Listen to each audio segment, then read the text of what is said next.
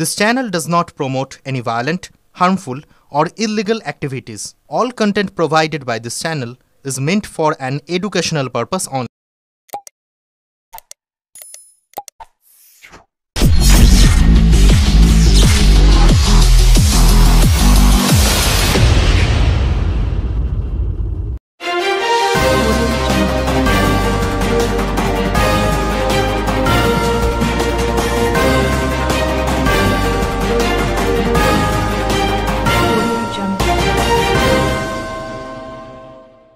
এবার দুয়ারে হাসপাতাল, ভ্রাম্যমাণ চিকিৎসা কেন্দ্র পৌঁছে যাবে গ্রামে গ্রামে। মিলবে ইসিজি, রক্ত পরীক্ষা, লাইফ সাপোর্ট থেকে অক্সিজেন সহ প্রাথমিক চিকিৎসাও। এছাড়া এই ভ্রাম্যমাণ চিকিৎসা কেন্দ্রে থাকবে চিকিৎসক, প্রশিক্ষিত নার্স সহ টেকনিশিয়ানরা। এই চিকিৎসা কেন্দ্র পৌঁছে যাবে প্রতি মাসের নির্দিষ্ট দিনে নির্দিষ্ট গ্রামে। বিনামূল্যে সাধারণ মানুষ রক্ত পরীক্ষা, ইসিজি সহ নানান শারীরিক পরীক্ষা নিরীক্ষা করতে পারবেন। মানুষের প্রাথমিক চিকিৎসা করবেন এই ভ্রাম্যমাণ চিকিৎসা কেন্দ্রের ডাক্তাররা।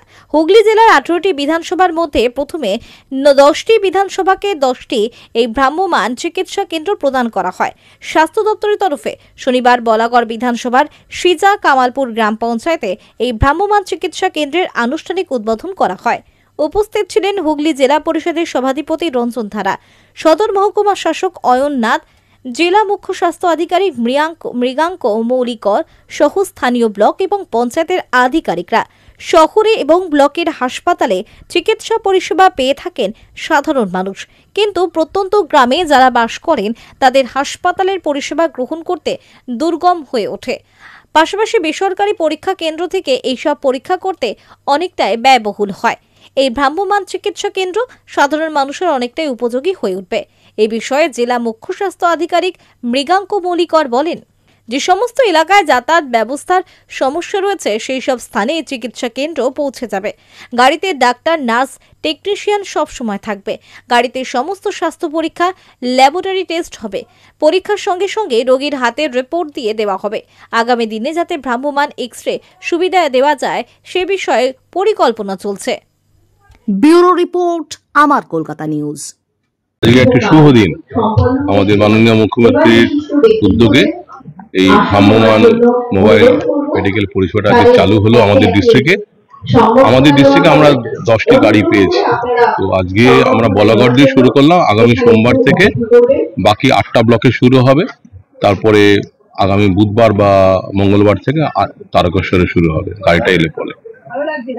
এই পরিষেবাটার মধ্যে যেটা থাকবে, উদ্দেশ্যটা হচ্ছে গ্রামের প্রত্যন্ত অঞ্চলে যেখানে আমরা হয়তো এখনো পৌঁছতে পারি না, যেখানে যোগাযোগ ব্যবস্থা হয়তো একটু সমস্যা আছে, বা যেখানে লোকজন হয়তো অন্য সময়ে আসতে পারেন না, সেই এলাকাগুলো বা যেখানে পিছিয়ে পড়া কোনো কমিউনিটি আছে, যেখানে আমাদের যাতায়াত ব্যবস্থার কোনো সংযোগ ব্যবস্থার কোনো অসুবিধা আছে, সেই জায়গাগুলোকে আমরা প্রায়োরিটি দিয়ে আমরা সেখানে এই গাড়িটি নিয়ে যাব। এই গাড়িতে যে সুযোগ সুবিধাগুলো পাওয়া যাবে সেখানে হচ্ছে ডাক্তার, নার্স থাকবেন, ফার্মাসিস্ট থাকবেন, ওষুধপত্র আমরা ডাক্তারবাবু দেখবেন, স্পেশালিস্ট সাবজেক্ট অ্যাভেলেবিলিটি আমরা সেখানে রাখার চেষ্টা করব, তারাও থাকবেন। মেডিকেল কলেজ থেকে বা ডিস্ট্রিক্ট হসপিটাল যদি পাওয়া যায় সেখানে তারা যাবেন, তারা একটা জায়গায় বসবেন। এই গাড়িতে যেটা আছে আমাদের বেসিক ল্যাবরেটরি টেস্টগুলো, haemoglobin, lipid profile, LFT, sugar, এই টেস্টগুলির বেসিক যেটা দরকার মানুষের সেটা আমাদের অ্যাভেলেবেল আছে। ইসিজি পরিষেবা আছে, আমরা চোখের রিফ্র্যাকশন টেস্ট পাওয়ার আছে কিনা দেখার সেই ব্যবস্থাও আমরা করতে পারি।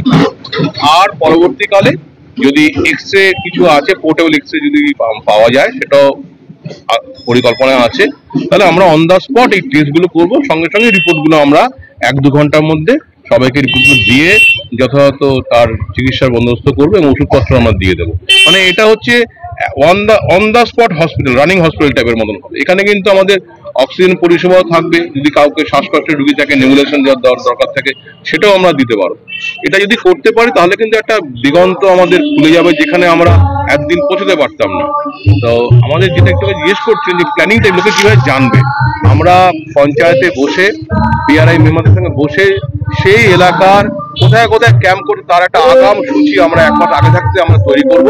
সেখানে সেটাও সেই পঞ্চায়েতগুলোতে আগে ডিসপ্লে করা থাকবে, ঘোষণা করা হবে যে কোন দিন কোথায় গাড়িটা মুভ করবে, সেই মতন লোকেরা সেখানে চলে আসবেন। এবং আমাদের যারা সাব সেন্টার লেভেলে কর্মী আছেন, আশা, এএনএম, হেলথ সেন্টারে আছেন, আমাদের সিএচও, তারা সেই লোক মারফত তারা বাড়ি বাড়ি খবরটাও দিয়ে দেবেন। মানে সেখানে আমরা প্রেগনেন্ট মায়েদেরকে পাবো, সাধারণ লোকদেরকে পাবো, তারা আমাদের কাছে আসবেন, আমাদের ডাক্তারবাবু দেখাবেন যা দরকার এবং সেই মতো বন্দোবস্ত। মেইনলি কোন পঞ্চায়েতে প্রথম শুরু হবে? আমাদের অনারেবল ডিএম সাহেব উনিও নতুন এসছেন, ওনার কিন্তু এই অল্প খুব একটা বড় কন্ট্রোল, ওনার কিন্তু যেটা বলে দিয়েছেন আমাদের প্রায়োরিটি থাকে প্রথম দিকে যে প্রত্যন্ত এলাকাগুলো, স্পেশালি যেখানে ধরুন আমাদের ট্রাইবাল এলাকাগুলো যেখানে আছে, মায়োরিটি যেখানে এলাকাগুলো আছে, আর আরবান এলাকায় মায়োরিটি এলাকা আছে, সেখানে আমাদের ফার্স্ট প্রায়োরিটি গুলো থাকবে। সারাদিনে কতক্ষণ চলবে? সারাদিনে কতক্ষণ? এটা আমাদের ঠিক ওপিডি যতক্ষণ আছে 2টো অবধি, 9টা থেকে 2টো, সেই সময়টা আমরা এটা একটা গাড়ি কি কভার করতে পারবে? হ্যাঁ, আমরা তো প্রত্যেকদিন একটা গাড়ি সব থেকে 5 থেকে 6 দিন মুভ করবে, এক এক দিন এক একটা এলাকায় যাবে। আমরা অনেক সময় পাচ্ছি, আমরা প্রত্যেকটা এলাকায় যাওয়ার চেষ্টা করবো। আমাদের মাননীয় মুখ্যমন্ত্রী মমতা ব্যানার্জি এই যে অভিনব উদ্যোগটা নিয়েছে, এটা শুধু আমাদের জেলার মধ্যে প্রথম নয়, আমাদের রাজ্যের মধ্যে প্রথম নয়, এটা সারা ভারতবর্ষের মধ্যে প্রথম। মানে এই জায়গায় দাঁড়িয়ে এই যে ট্রাইবাল যে সম্প্রদায়ের মানুষরা আছে, যেখানে প্রত্যন্ত এলাকার মানুষরা আছে, যেখানে স্বাস্থ্য পরিষেবা পৌঁছে দেওয়া যায় না, আজকে এই ভ্রাম্যমাণ গাড়ি করে সেই সব প্রত্যন্ত এলাকায় স্বাস্থ্য পরিষেবা পৌঁছে দেওয়া হবে। আজকে আপনারা দেখলেন সভাধিপতি সাহেব উপস্থিত ছিলেন, সিএমএস সাহেব ছিলেন, এসডিও সাহেব ছিলেন, সকলে উপস্থিত ছিলেন। তারা একটাই কথা বলল, যেখানে স্বাস্থ্যকেন্দ্র আছে বা জেলা হসপিটাল আছে তার পাশে কিন্তু এই গাড়ির কোনো প্রয়োজন নেই।